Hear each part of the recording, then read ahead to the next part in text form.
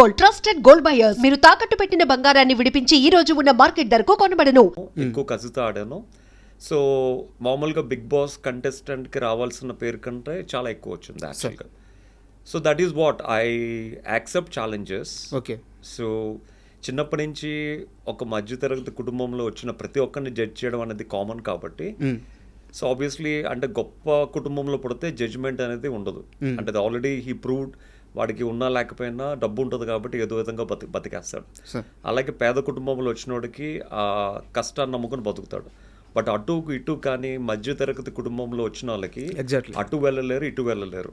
వాళ్ళు ఏంటంటే అటు ప్రూవ్ చేసుకోవాలి, ఇటు ప్రూవ్ చేసుకోవాలి. ఇటు కష్టాన్ని నమ్ముకుంటూ ఇటు ఆ జడ్జిమెంట్ చేసిన వాళ్ళకి ఆన్సర్ ఇచ్చుకుంటూ they have to do something in their life to achieve something అనమాట. సో ఇది చాలామంది నోట్ చేసుకోవాల్సిన పాయింట్ సార్.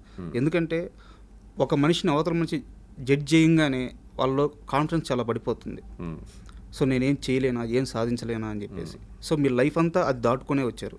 సో చాలామంది నోట్ చేసుకోవాల్సిన పాయింట్ ఇది. బట్ మీరు బిగ్ బాస్ గురించి ప్రస్తావించారు కాబట్టి ఒక చిన్న, ఇది సీరియస్ క్వశ్చనే కానీ కొంచెం ఫన్నీగా ఉంటుంది. ఓకే.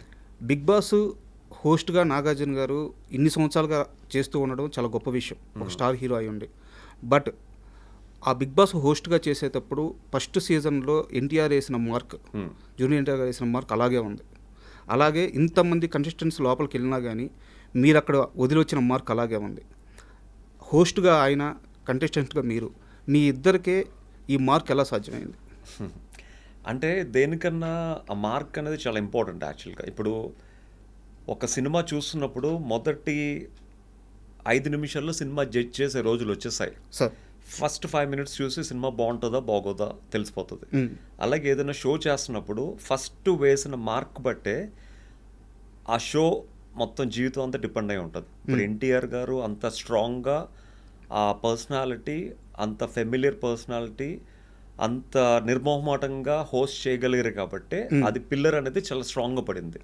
ఒక్కసారి పిల్లర్ పడిన తర్వాత ఆబ్వియస్లీ దాని తర్వాత ఎంతమంది తర్వాత చేసినా కూడా పిల్లర్ స్ట్రాంగ్గా ఉంది కాబట్టి అది కొన్ని సంవత్సరాల వరకు నిలబడిపోతుంది. ఇప్పుడు ఎన్టీఆర్ గారు వేసిన పిల్లర్ బిగ్ బాస్ ఇప్పటికీ చాలా స్ట్రాంగ్గా ఉంది తెలుగులో. అదే కొంచెం యావరేజ్ హీరో ఎవరైనా చేస్తుంటే ఆ పిల్లర్ మళ్ళీ అంత స్ట్రాంగ్ ఉండేది కాదు. అండ్ ఫస్ట్ చాలా మందికి బిగ్ బాస్ ఏంటో తెలియదు యాక్చువల్గా. అంటే అదే ఆట ఎలా ఉంటుంది, ఆ గేమ్ ఎలా ఉంటుంది అని తెలియని టైంలో సీజన్ 1 రిలీజ్ అయింది. అసలు యాక్చువల్గా సీజన్ 1లో నేను వన్ ఆఫ్ ది పార్టిసిపెంట్ యాక్చువల్గా. యాక్చువల్గా ఆదర్శ్ బదులు నేను వెళ్ళాలి యాక్చువల్ లోపలికి. సో కాకపోతే ఏంటంటే నాకు అప్పటికి జీ తెలుగుతో అగ్రిమెంట్ అయింది కాబట్టి సూర్యవంశం సీరియల్కి 1 ఇయర్ వరకు నేను లోపలికి వెళ్ళకూడదు కాబట్టి నేను మా టీవీని రిక్వెస్ట్ చేస్తే వాళ్ళప్పుడు నన్ను నెక్స్ట్ ఇయర్కి యాక్సెప్ట్ చేస్తామని చెప్పి మాట ఇచ్చారు. But they are not sure. But next year కూడా లాస్ట్ ఇంకొక వారం రోజులు ఉంటుందంటే నాకు కాల్ వచ్చింది. సో వారం రోజులు ప్రిపేర్ అయ్యి లోపలికి వెళ్ళాను అనమాట యాక్చువల్గా.